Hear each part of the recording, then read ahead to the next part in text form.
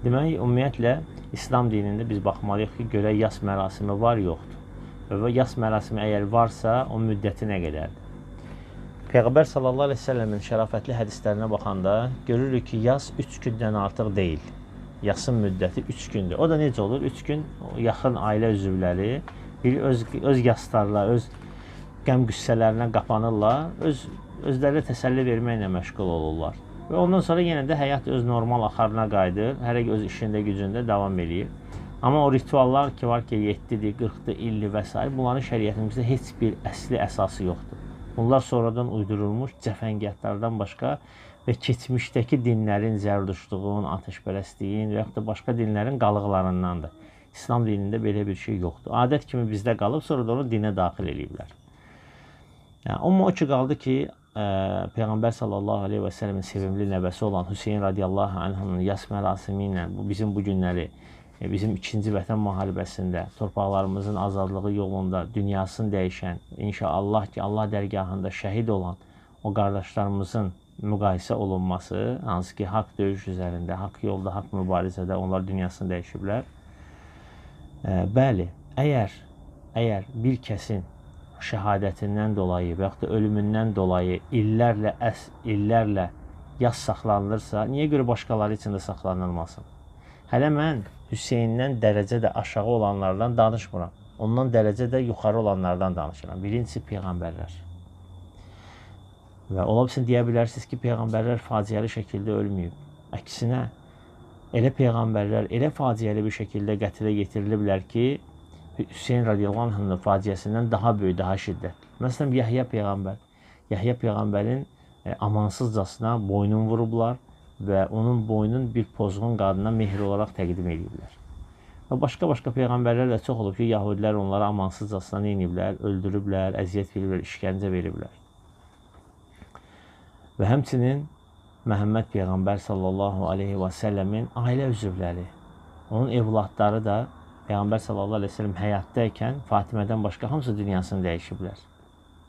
Məhz Hüseynin, Allah ona razı olsun, atasından razı olsun, bütün səhabələrdən, Əhl-i Beytdən Allah razı olsun, Hüseynin atası Əlini də öldürüblər, qətlə yetiriblər. Hansı ki, İslamın 4-cü xəlifəsidir, cənnətlə müjdələnmiş 10 səhabədən biridir, fəzilətcə oğlanlarından qat-qat fəzilətlidir.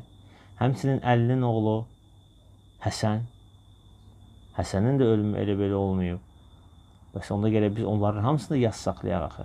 Və yaxud da Peyğəmbərimiz sallallahu aleyhi və səlləmin əmsi Həmzə, hansı ki, o da çox faciəli bir şəkildə dünyasını dəyişib, amansızcasına, hətta cəsədinə belə işgəncə olunub. Bəs onun üçün niyə yas saxlamırıq? Hansı ki, onların mübarizəsi birbaşa kafirlərlə olmuşdu, birbaşa müşriklərlə olmuşdu. İslamın ayaqda qalması üçün, İslamın bizim nəsilləri gəlib çatması üçün apardıqları o döyüşlərdə onlar canlarını qurban veriblər. Niyə görə onlar üçün onda biz yas saxlamırıq? Hələ nəinki dərəcəyəcən Hüseyndən aşağı olan. Ümumiyyətlə, həyatda belə bir qanun qoyub Allah Teala ki, heç kəsə əbədiyyət verilməyib. Hər kəs dünyasını dəyişir və hər kəsin də əcəli müxtəlif səbəblərlə gəlir. Biz elə hər ölənlərimizə yas saxlasaq, ümumiyyətlə bizim elə həyatımız qəm-qüssə içində keçər.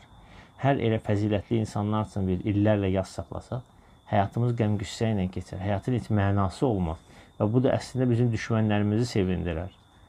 Amma o ki, qaldı ki, məhz o mərasimlərdə insan ümumiyyətlə özünə, canına zülm eləsin, əziyyət versin və Allaha qarşı üsyankarlıq etsin, ümumiyyətlə onun heç adı yoxdur dinimizdə. Təsəvvür edin, Allah Taala'nın qədəri ilə Hüseyin radiyallahu anh şəhid olub. Bəli, zalimliklə və amansızcasına. Lakin bu bizə onu rəvac vermir ki, biz illərlə yas saxlayaq. Nəinki yas saxlayaq, hələ eləcək özümüzə, canımıza da zülm verək, işgəncə verək. Sanki o əzabı biz daşıyırıq. Bu xaspərəstlərin adətinə oxşayır.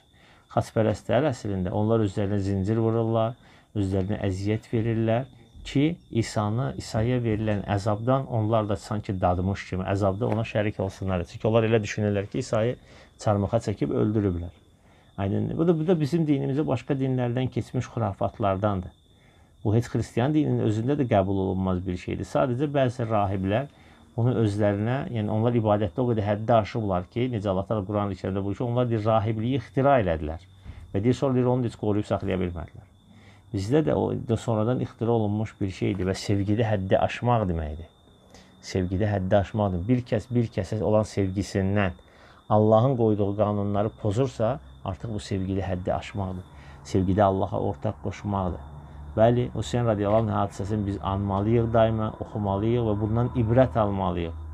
Daha ömrümüzü o yasa bulaşdırmalı deyil. Məhz ona görə də, baxın, məsələn, bizim ölkədə də illərlə biz məsələn qeyri-müsəlmanların əsarəti altında yaşamışıq.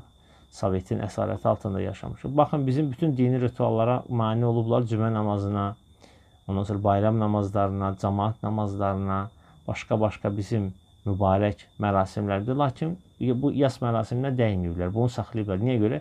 Çünki bu insanlarda negativ bir təsəvvür yaradır. Hətta ona görə görürsünüz ki, bizdə artıq məscidlərə qarşı məscidlərə qarşı mənfi bir düşüncə vardır. Niyə görə? Çünki həmişə məsciddə gedib qan görmüşük, baş yolmaq, sinə vurmaq, zincir vurmaq görmüşük. Amma məscidlər onun üçün deyil. Məscidlər Allaha ibadət eləmək üçündür.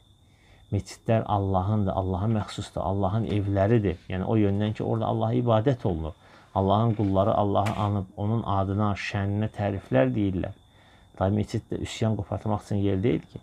Allahın verdiyi hər hansı bir bəlanı insan səbirlə qarşılamalıdır. Bacarırsa şükürlə qarşılamalıdır.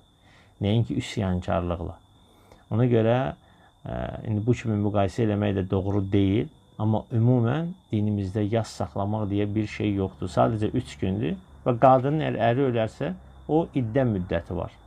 İddə müddəti var ki, onu gözləyir ki, o müddət bitdikdən sonra o da ailə qurmaq üçündür.